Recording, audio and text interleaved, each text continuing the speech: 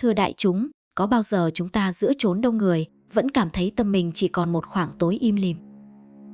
Có bao giờ đêm xuống, nỗi cô đơn như một con thú đói, cào xé tâm can từng chút một?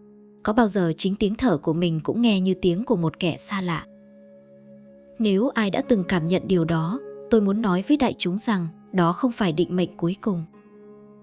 Từ ngàn xưa, có một vị Bồ Tát phát đại nguyện rung động cả mười phương, địa ngục vị không thể bất thành Phật. Và chính Ngài chỉ cho chúng ta một bí mật vô cùng lớn, người mang tâm Địa Tạng sẽ không bao giờ cô đơn. Hôm nay, tôi xin được cùng đại chúng khám phá bí mật ấy, để mỗi người chúng ta bước ra khỏi những hố sâu tăm tối. Tìm lại ánh sáng của một trái tim biết thương yêu, biết cứu, giúp, biết mở ra một thế giới không còn đơn độc nữa. Nếu lời Pháp hôm nay chạm vào tâm đại chúng, xin đại chúng hãy nhấn đăng ký kênh Bước Chân Nhân Duyên, hãy like và chia sẻ để ánh sáng của Địa Tạng lan tỏa đến nhiều người hơn nữa. Vì biết đâu, ai đó đang cần một chiếc phao cứu sinh giữa biển khổ bao la này. Đại chúng thân mến, người cô đơn nhất trên đời không phải là người không ai ở cạnh, mà là người đóng chặt trái tim mình, không dám yêu thương, không dám giang tay với ai. Người chỉ nhìn thấy khổ của mình mà không nhìn thấy khổ của thế gian, người ấy tự dựng lên bức tường vây kín mình trong bóng tối. Nhưng tâm Địa Tạng thì ngược lại. Tâm Địa Tạng thấy khổ là đến, thấy đau là mở lòng. Một sinh linh run rẩy trong sợ hãi Ngài đến. Một linh hồn khóc trong bóng tối Ngài đến. Một kẻ đang rơi vào địa ngục của chính tâm mình Ngài cũng đến. Vì biết yêu thương nên Địa Tạng Vương không bao giờ đứng ngoài nỗi đau của chúng sinh. Và chính sự hiện diện ấy phá tan mọi cô đơn. Người có tâm Địa Tạng cũng vậy. Họ đến với đời bằng một trái tim không quay lưng trước khổ đau của người khác. Họ trở thành nơi dựa của bao nhiêu mảnh đời gãy đổ.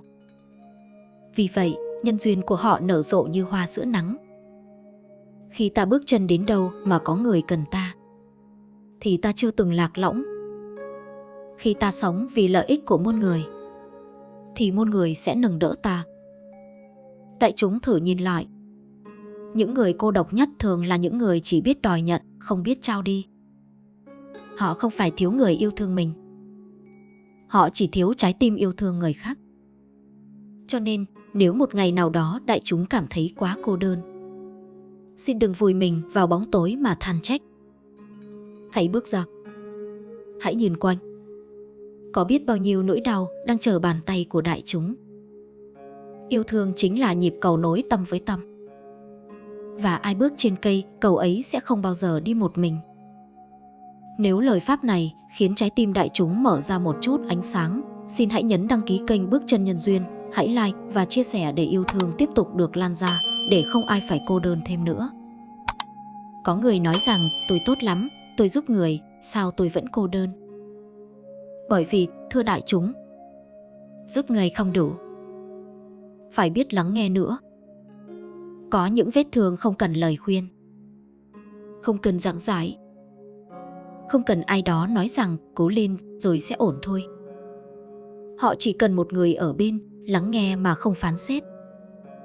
Người có tâm Địa Tạng lắng nghe không bằng tai, mà bằng toàn bộ trái tim.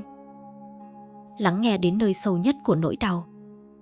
Lắng nghe đến chỗ tâm người muốn che giấu nhất.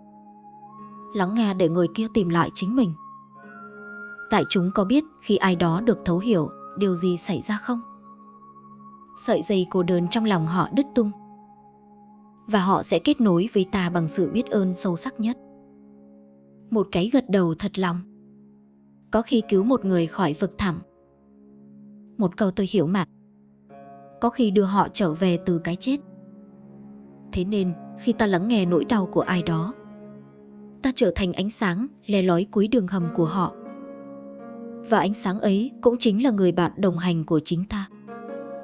Cô đơn chỉ tìm đến những trái tim đóng cửa.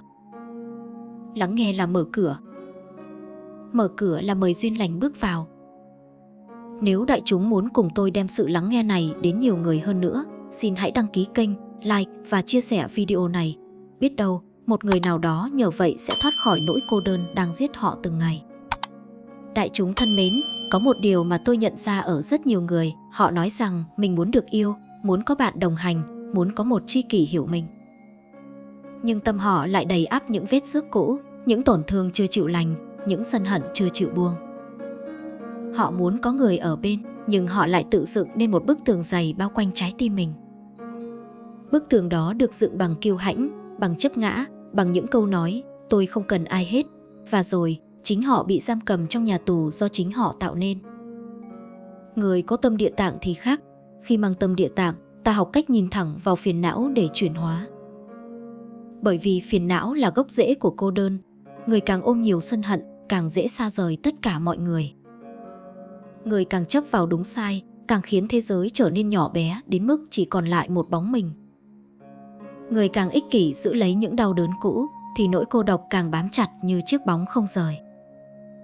Địa Tạng Vương dạy ta phải mở cửa lòng, buông hận thù để yêu thương có chỗ bước vào, buông những lời phán xét để sự thấu hiểu nảy nở. Buông nỗi sợ bị tổn thương để nhân duyên lành tìm đến. Khi tâm mở ra, thế giới mở ra. Khi tâm rộng lớn, chúng sinh đều là bạn đồng hành. Một người biết buông bỏ là một người biết làm cho trái tim mình trở thành nơi trú ngụ của bao nhiêu yêu thương đang lang thang ngoài kia. Nếu đại chúng đang một mình, hãy xem thử mình đang nắm giữ thứ gì trong tay. Là quá khứ đau thương, là lời nói khiến ta tổn thương và ta thề sẽ không tha thứ, hay là sự tự ti khiến ta không dám bước đến với ai. Chỉ cần buông, chỉ cần một cái thở dài trút xuống, chỉ cần nói với chính mình rằng tôi xứng đáng được yêu thương, thì ngay khoảnh khắc ấy, cánh cửa cô đơn sẽ bắt đầu nứt vỡ. Vì vậy, nếu đại chúng muốn thoát khỏi cô đơn, đừng đòi hỏi người khác thay đổi, hãy thay đổi chính mình. Hãy để trái tim mình được thông thoáng, hãy như đất, bao dung tất cả mà không hề chối bỏ điều gì. Người có tâm địa tạng là vậy, chứa đựng nhưng không để điều xấu vấy bẩn tâm mình. Tình thương càng lớn, cô đơn càng nhỏ lại. Có người ôm cả thế giới trong tim, sao có thể cô độc. Nếu những lời này chạm vào tâm đại chúng, xin hãy đăng ký kênh Bước Chân Nhân Duyên, like và chia sẻ để chúng ta cùng nhau giúp nhiều người biết cách buông xuống phiền não, mở cửa đón yêu thương bước vào, để không ai lạc lõng giữa đời này nữa. Đại chúng ơi, có một sức mạnh vô hình trong hai chữ hiếu kính. Đó là cội nguồn tạo ra phước báo lớn nhất. Người bất hiếu là người tự cắt đứt sợi dây nối mình với vô lượng thiện duyên. Và khi phước báo lìa xa, cô đơn ập đến. Địa Tạng Vương chính là biểu tượng của hiếu đạo, là vị Bồ Tát đã phát nguyện cứu mẹ thoát khỏi chốn khổ đau. Từ đó, Ngài trở thành nơi quy hướng của muôn vạn trái tim biết tri ân. Người có tâm địa tạng luôn đặt mẹ cha lên hàng đầu, không phải bằng lời nói hoa mỹ, mà bằng hành động tận tâm. Khi ta hiếu kính mẹ cha, trời người đều cảm nhận được, thiện thần hộ pháp sẽ đến gần, người tốt tự nhiên xuất hiện. Bởi ai biết ơn nguồn cội, người ấy đang bồi đắp phước lành. Ai bồi đắp phước lành thì ánh sáng sẽ từ từ lan nơi họ bước chân. Và ánh sáng ấy chính là sức hút lạ lùng khiến bạn bè, tri kỷ, người lành hội tụ quanh mình. Một người có hiếu đi đến đâu cũng có quý nhân.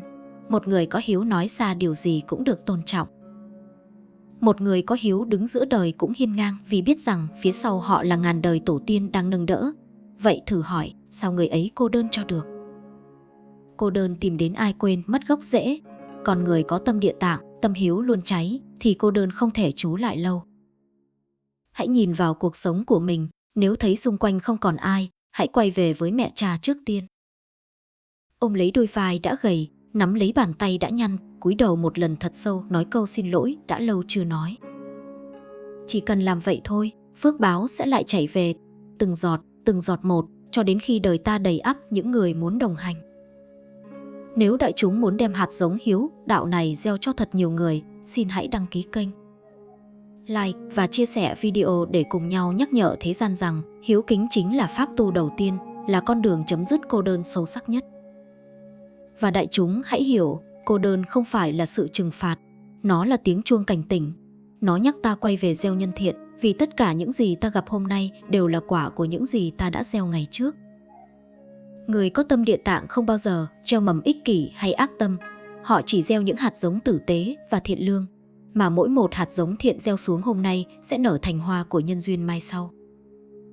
Địa Tạng Vương luôn hiện diện nơi những khổ đau, bởi Ngài biết gieo yêu thương nơi thiếu thốn yêu thương. Người có tâm địa tạng luôn đi về phía những tấm lòng đang cần một vòng tay. Họ không sợ bị lợi dụng. Họ không lo bị từ chối. Họ không toan tính thiệt hơn, bởi họ biết chỉ cần gieo đúng hạt, một ngày nào đó quả ngọt sẽ trở về bên họ một cách tự nhiên. Người cô đơn nhất là người nghĩ rằng chỉ cần nhận là đủ, nhưng người hạnh phúc nhất là người hiểu rằng cho đi mới là con đường dẫn đến đầy đủ. Càng cho đi ánh sáng, bóng tối càng lùi xa khỏi cuộc đời, càng giúp đỡ người khác đứng dậy, càng có thêm người sẵn sàng đi bên ta. Nếu đại chúng muốn gieo thêm thật nhiều hạt giống lành hôm nay, xin đại chúng hãy nhấn đăng ký kênh Bước Chân Nhân Duyên, like và chia sẻ để mỗi hành động của chúng ta trở thành một làn sóng thiện lành, lan khắp cuộc đời này. Đại chúng thân mến, có những người trên đời này yêu thương là để sở hữu. Họ muốn người khác phải thuộc về mình, phải nghe lời, phải ở bên cạnh bất cứ khi nào họ muốn. Nhưng càng muốn sở hữu, họ càng mất tất cả. Vì tình thương trói buộc thì chẳng ai thở nổi. Một con chim quý, nếu bị giữ trong lồng vàng, vẫn sẽ đau khổ mà chết. Một trái tim bị kiểm soát, sẽ tìm đường rời đi. Người có tâm Địa Tạng thì không như vậy. Yêu thương của họ không phải để nắm, mà để nâng. Không phải để chiếm, mà để giúp người kia trở về chính bản tâm. Họ hiểu rằng tình thương nếu thật sự lớn lao sẽ luôn trao tự do. Và chính tự do mới là sợi dây gắn kết bền vững nhất giữa hai con người. Khi ta ngừng đòi hỏi ai đó phải ở lại chỉ để ta đỡ cô đơn, khi ta để người kia là chính họ, thì họ ở lại vì yêu thương chân thật chứ không phải vì bị ràng buộc. Địa Tạng Vương không bao giờ ép bất kỳ chúng sinh nào phải kính Ngài, phải theo Ngài. Ngài chỉ đứng đó giữa vô lượng thống khổ và mở rộng vòng tay. Ai cần thì nương tựa, ai muốn thì quay về. Tình thương không điều kiện ấy khiến tất cả chúng sinh trong những tầng địa ngục tăm tối nhất vẫn hướng về Ngài. Một trái tim biết tôn trọng tự do của người khác là một trái tim không bao giờ bị bỏ rơi. Nên nếu đã từng yêu mà bị tổn thương, đã từng cho đi mà bị phủ nhận, hãy hỏi lại ta đã yêu bằng tâm Địa Tạng hay ta yêu bằng cái ngã muốn kiểm soát. Một tình thương càng mở rộng, cô đơn càng nhỏ lại, còn tình thương càng ích kỷ, cô đơn càng trở nên dữ dội. Đại chúng muốn học cách thương mà không sợ mất, hãy học Địa Tạng. Thương chính là soi sáng để người kia tự bước, chứ không phải bắt họ đi dưới bóng mình. Nếu những gì tôi nói khiến trái tim đại chúng rộng ra thêm một chút, xin hãy nhấn đăng ký kênh Bước Chân Nhân Duyên, like và chia sẻ để tình thương chân thật không bị giấu trong bóng tối nữa, để người đang lạc lối trong tình cảm cũng tìm được con đường quay về. Đại chúng có biết vì sao Địa Tạng Vương được gọi là vị cứu khổ? Bởi Ngài luôn bước đến bên cạnh những ai đang tuyệt vọng nhất. Khi chúng sinh rơi vào địa ngục, họ không chỉ đau đớn thể xác, mà điều đáng sợ hơn là cảm giác bị bỏ rơi hoàn toàn. Nhưng Ngài có mặt ở đó. Chính sự xuất hiện ấy đã đủ làm tan biến một nửa nỗi dày vò. Có khi chỉ cần một người bên ta trong giây phút tối tăm nhất, đời đã khác rồi. Người có tâm Địa Tạng trong cuộc đời này chính là người luôn giang tay khi ai đó đang chìm xuống. Họ trao hy vọng nơi tuyệt vọng, trao hơi ấm nơi giá lạnh. Có thể họ im lặng, có thể họ chỉ đặt tay lên vai. Nhưng hành động ấy có thể cứu một mạng người. Và đại chúng hãy nhớ, người trao phao cho kẻ chìm đắm trong biển khổ sẽ không bao giờ bị nhấn chìm bởi cô đơn. Bởi khi ta cứu một cuộc đời đó sẽ mãi mang ơn và kết nối với ta bằng sợi dây vô hình nhưng vô cùng bền chắc. Đôi khi, một câu hỏi nhỏ, bạn ổn không có thể thay đổi cả một số phận. Đôi khi một người xuất hiện đúng lúc sẽ trở thành ánh sáng thay đổi định mệnh của ai đó. Và ánh sáng ấy sẽ không bao giờ tắt trong lòng người được cứu. Họ sẽ nhớ, họ sẽ tìm. Họ sẽ đồng hành. Đó chính là lý do người có tâm Địa Tạng chưa từng cô độc, dù chỉ một khắc. Họ gieo sự sống, nên họ được sống trong trái tim vô số người khác. Nếu đại chúng muốn trở thành ngọn lửa sưởi ấm, thêm nhiều tâm hồn lạnh giá, xin hãy đăng ký kênh, like và chia sẻ để những ai đang trong bóng tối cũng nhận được một tia sáng cứu mình đúng lúc. Và cuối cùng, hãy nhìn sâu vào tâm mình, ta đang hướng về bóng tối hay hướng về ánh sáng. Người bị cô đơn nuốt chửng thường là người không còn niềm tin, không còn lối đi, không còn ai để dựa vào. Nhưng người có tâm Địa Tạng luôn hướng về ánh sáng, cho dù phía trước là vực sâu hiểm trở. Họ không đi một mình, vì mỗi bước chân họ là mỗi lần ánh sáng trong họ được nhân lên. Ánh sáng có một năng lực kỳ diệu, nó gọi ánh sáng khác tìm đến. Người có tâm Địa Tạng mang trong mình một nguồn sáng mạnh mẽ, ánh sáng của trí nguyện, của từ bi, của kiên trì không bỏ rơi bất kỳ ai. Nên những tâm thiện khác sẽ tự động cộng hưởng, cùng chung con đường. Bạn bè lành, tri kỷ tốt, quý nhân, người dẫn đường tất cả sẽ tự tìm đến mà không cần phải cầu xin. Người cô đơn là người không tìm thấy những ai giống mình, nhưng khi ta là ánh sáng, ta sẽ gặp ánh sáng. Khi ta là từ bi, ta sẽ gặp từ bi. Khi ta là hy vọng cho người khác sẽ trở thành hy vọng cho ta. Đây chính là bí mật lớn nhất. Muốn không cô đơn, hãy cho người khác bớt cô đơn trước. Muốn không lẻ loi, hãy bước đến nơi ai đó đang run rẩy. Người như vậy, dù trời có tối đến đâu, vẫn sẽ có rất nhiều bàn tay nắm lấy. Nếu những lời này khơi dậy một niềm tin mới trong đại chúng, xin đại chúng hãy nhấn đăng ký kênh Bước Chân Nhân Duyên, hãy like và chia sẻ video này. Bởi biết đâu, ngay lúc này, ở đâu đó, có người đang khóc một mình và cần nghe đúng những lời này để có thể bước tiếp cuộc đời. Đại chúng thân mến, khi chúng ta nhìn lại cuộc đời, sẽ thấy có những người tuy đứng giữa muôn người, nhưng bên trong vẫn lạnh lẽo như một nấm mồ. Và cũng có những người không cần đông bạn, không cần phô trương, nhưng lại luôn được bao quanh bởi sự kính trọng, yêu quý và những mối nhân duyên lành. Điều gì đã tạo nên sự khác biệt ấy? Chính là tâm mà người đó nuôi dưỡng mỗi ngày. Tâm Địa Tạng không phải là tâm cầu danh, cầu lợi. Không phải tâm chỉ biết thu về, đó là tâm đi về phía khổ đau để giúp người. Tâm như vậy cô đơn không cách nào bám vào. Đại chúng thử nghĩ xem, ai là người mà chúng ta muốn ở gần? Là người khiến ta thấy bình an, khiến ta được thấu hiểu, khiến ta được trở thành phiên bản tốt đẹp hơn của chính mình. Người có tâm Địa Tạng chính là người như vậy. Họ đi đến đâu cũng để lại sự ấm áp. Họ nói lời gì cũng làm người khác cảm thấy cuộc đời này vẫn còn hy vọng.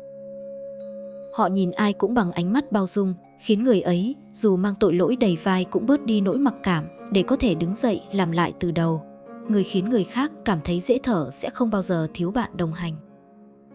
Mỗi chúng ta đều có quyền chọn mình sẽ là ai trong cuộc đời này, là người khiến không ai dám đến gần vì quá nhiều gai nhọn, hay là người khiến ai gặp cũng thấy muốn ở lại vì được bình yên.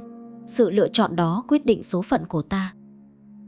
Người có tâm Địa Tạng chọn trở thành bóng cây giữa trưa nắng gắt, trở thành ngọn lửa giữa đêm lạnh dài, và những người cần nương tựa sẽ tự khắc tìm đến. Nếu những lời này giúp đại chúng hiểu thêm về sức mạnh của tâm Địa Tạng, xin đại chúng hãy nhấn đăng ký kênh Bước Chân Nhân Duyên, hãy like và chia sẻ để mỗi người đang khổ đau tìm được một nơi nương tựa mới trong đời mình. Đại chúng ơi, ai trong chúng ta mà chưa từng làm người khác tổn thương? Ai chưa từng đánh mất một tình bạn, một mối duyên đẹp chỉ vì cái tôi quá lớn? Nhưng người có tâm Địa Tạng biết cúi đầu khi cần, họ biết xin lỗi khi sai, họ biết tha thứ khi người khác lầm lỡ. Bởi họ hiểu rằng giữ lại thù hận trong lòng chỉ khiến trái tim mình trở thành nhà tù giam chính mình.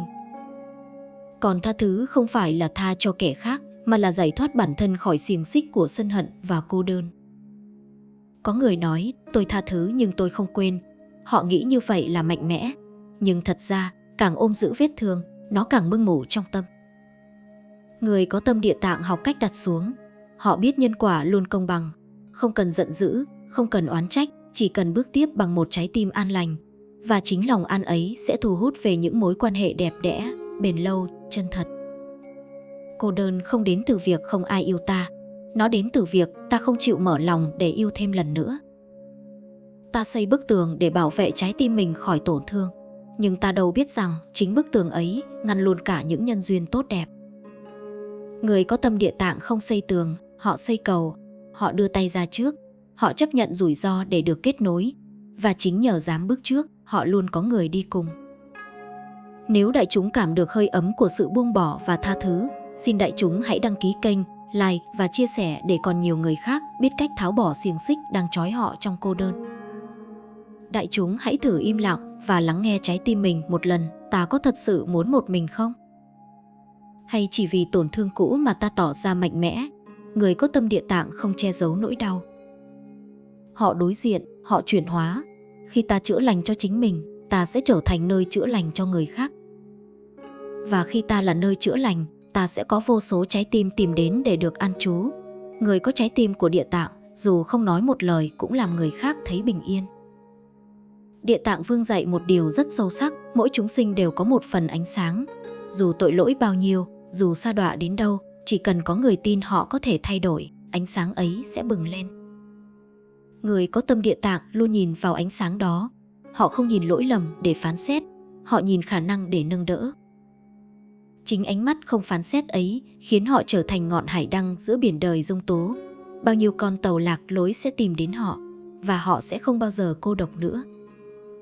Nếu đại chúng muốn trở thành ngọn hải đăng như vậy trong cuộc đời này, xin đại chúng hãy nhấn đăng ký kênh Bước Chân Nhân Duyên, hãy like và chia sẻ để ánh sáng trong mỗi người được nhân rộng đến khắp nơi đang còn u tối.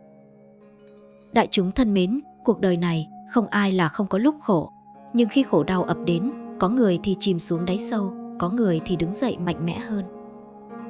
Khác biệt nằm ở chỗ ta đối diện khổ đau một mình hay ta có ai đó để nương tựa.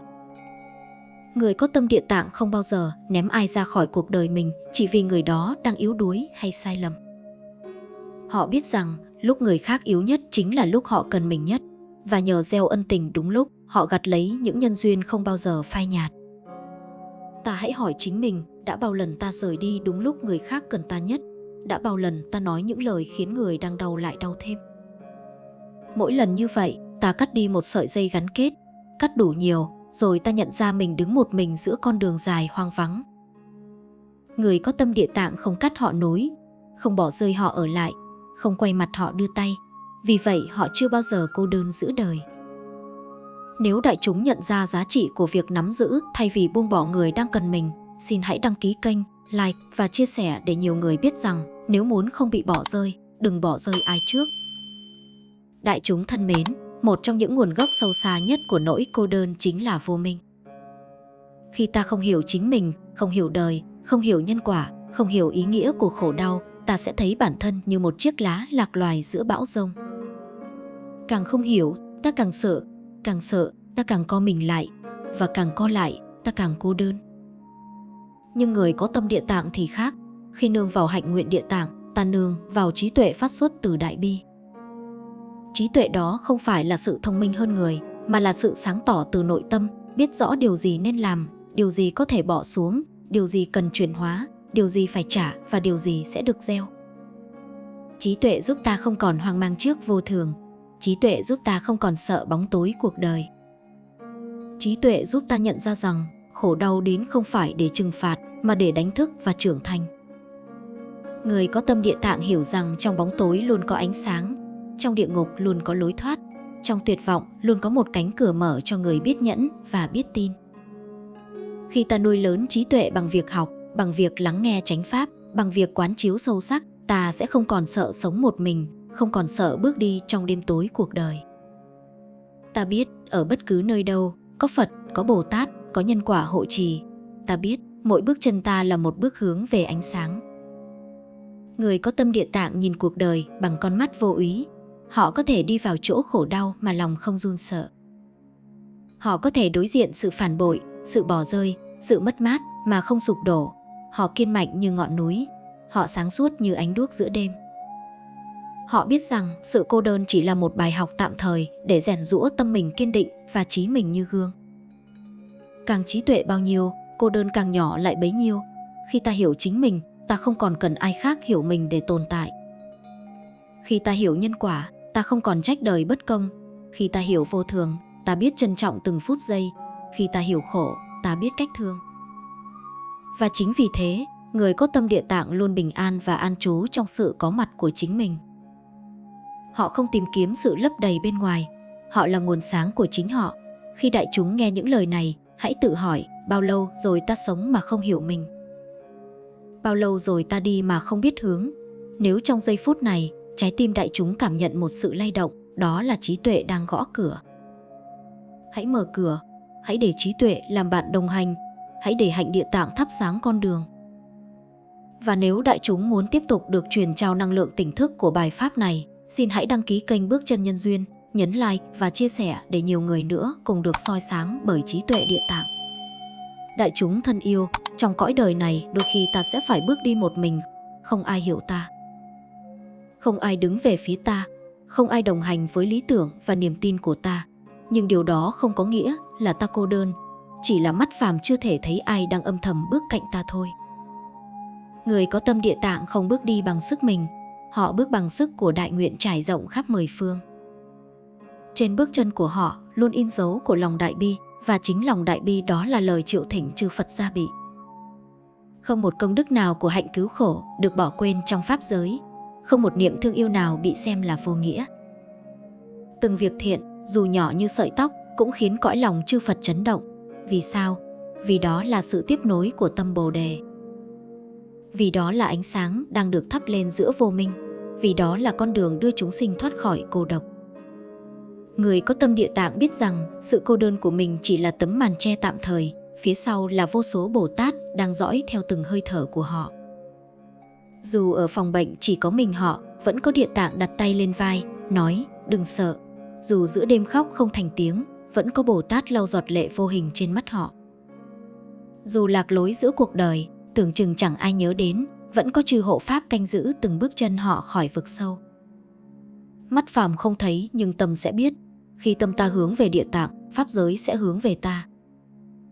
Và điều vĩ đại nhất chính là đây, khi ta khởi tâm cứu khổ dù chỉ cho một người, ta đã trở thành bạn đồng hành của vô số Bồ Tát. Ai mang trong mình tâm Địa Tạng đều không đi một mình. Người có tâm cứu người là người được trời người hộ trì. Khi ta ngã, có lực vô hình đỡ ta dậy. Khi ta buồn, có tiếng thì thầm nâng niu trái tim ta. Khi ta chùn bước, có bàn tay vô tướng đẩy ta tiến lên. Ta tưởng rằng mình cô độc. Nhưng kỳ thực, mỗi bước chân ta là một lời thỉnh nguyện vang khắp pháp giới, và muôn phương đều đáp lại bằng lòng thương. Vậy nên, đại chúng đừng bao giờ nghĩ rằng không ai bên cạnh mình. Chính khi đại chúng phát tâm cứu khổ, đại chúng đang đứng trong đạo quân ánh sáng cùng vô lượng Bồ Tát hành đạo giữa đời. Hãy nhớ điều này, người có tâm Địa Tạng không bao giờ cô đơn. Và nếu đại chúng muốn lan tỏa thông điệp này đến thật nhiều người đang tuyệt vọng ngoài kia, xin hãy đăng ký kênh Bước Chân Nhân Duyên, nhấn like và chia sẻ để mỗi bước đi của ta hôm nay là ánh sáng cứu giúp muôn người.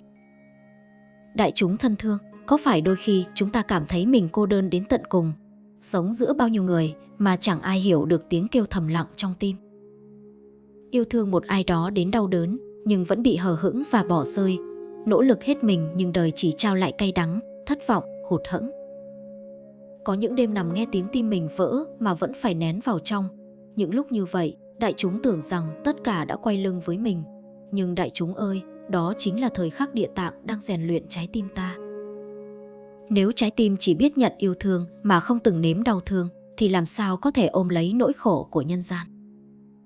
Nếu trái tim chưa từng cô đơn, thì làm sao hiểu được nỗi lạc lõng của những linh hồn dưới địa ngục vô minh?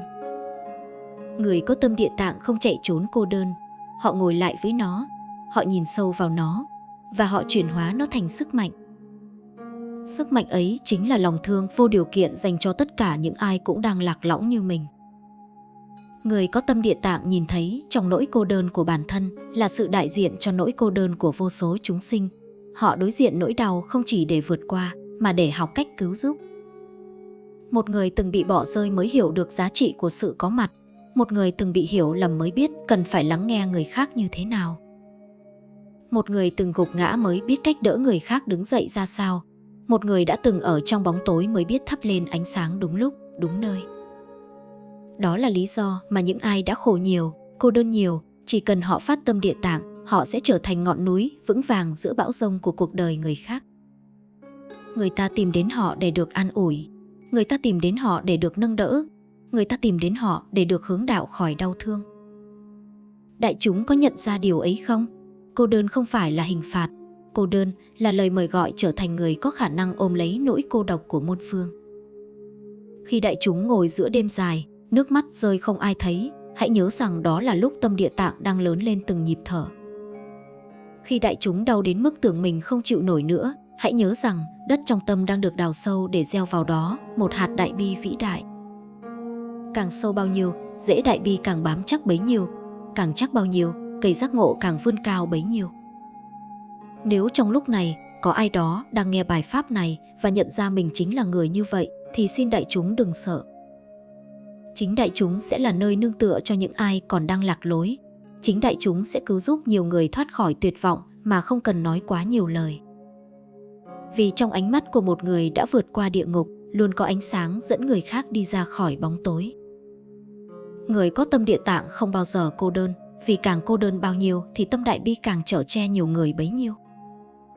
Nếu đại chúng muốn lan tỏa sức mạnh này đến thật nhiều trái tim đang kêu cứu trong vô thức, xin hãy đăng ký kênh Bước Chân Nhân Duyên. nhấn like và chia sẻ để chúng ta cùng nhau cứu hàng triệu người thoát khỏi nỗi cô đơn của cuộc đời này. Đại chúng thương mến, từ đầu đến giờ chúng ta đã cùng nhau đi qua nỗi cô đơn của kiếp người, đi qua những tổn thương, những bỏ rơi, những tuyệt vọng tưởng chừng không thể gượng dậy.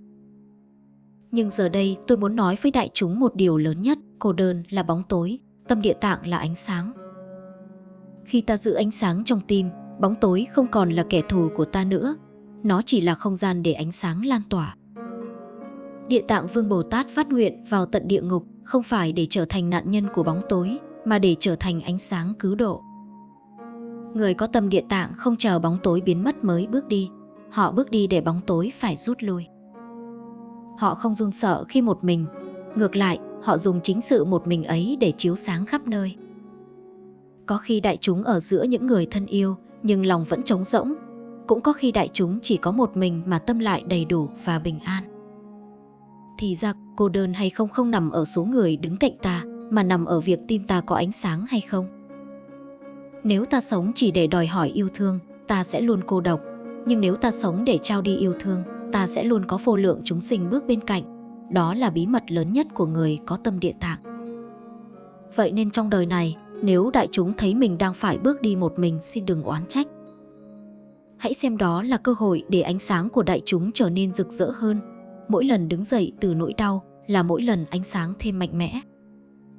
Mỗi lần tha thứ cho một người khiến ta tổn thương là mỗi lần ánh sáng thêm thánh thiện. Mỗi lần ta chìa bàn tay cứu giúp một tâm hồn đang tuyệt vọng là mỗi lần ánh sáng trong ta chiếu xa hơn nữa. Và rồi, một ngày nào đó, chính những người từng bỏ ta lại trong đêm sẽ phải tìm đến ánh sáng trong ta để tìm đường đi tiếp. Đại chúng hãy ghi nhớ điều này, người giữ được ánh sáng trong tim mình thì chưa bao giờ và sẽ không bao giờ cô đơn. Vì ánh sáng ấy là lời triệu triệu linh hồn hướng về. Ánh sáng ấy là nơi nương tựa của biết bao chúng sinh đang lạc lối. Ánh sáng ấy làm rạng rỡ cả pháp giới. Khi ánh sáng địa tạng bừng lên trong tim thì cả 10 phương chư Phật, vô lượng Bồ Tát và cõi đời sẽ không bỏ mặc đại chúng. Đại chúng trở thành nơi mà muôn người tìm đến để được sưởi ấm, được xoa dịu, được cứu độ khỏi đêm dài của khổ đau. Và ngay bây giờ, nếu trái tim đại chúng đang run lên vì điều gì đó không gọi thành tên được, đó chính là ánh sáng đang bùng dậy. Đó chính là tâm địa tạng đang sống dậy sau bao tháng ngày bị phủ bụi. Xin đại chúng đừng dập tắt nó bằng sự hoài nghi hay sợ hãi. Hãy để ánh sáng ấy chảy vào từng giây phút cuộc sống này. Hãy để ánh sáng ấy trở thành câu trả lời cho tất cả nỗi cô đơn mà đại chúng từng chịu đựng. Nếu đại chúng cảm được sức mạnh này, nếu đại chúng tin rằng tâm địa tạng sẽ dẫn đường, nếu đại chúng muốn lan tỏa ánh sáng này đến hàng triệu con người đang khóc thầm trong bóng tối, xin hãy đăng ký kênh Bước Chân Nhân Duyên ngay lúc này, nhấn like và chia sẻ bài pháp để thêm nhiều linh hồn tìm thấy ánh sáng mà họ đang cầu cứu từng đêm. Chính đại chúng sẽ là nhân duyên giúp họ thoát khỏi cô độc.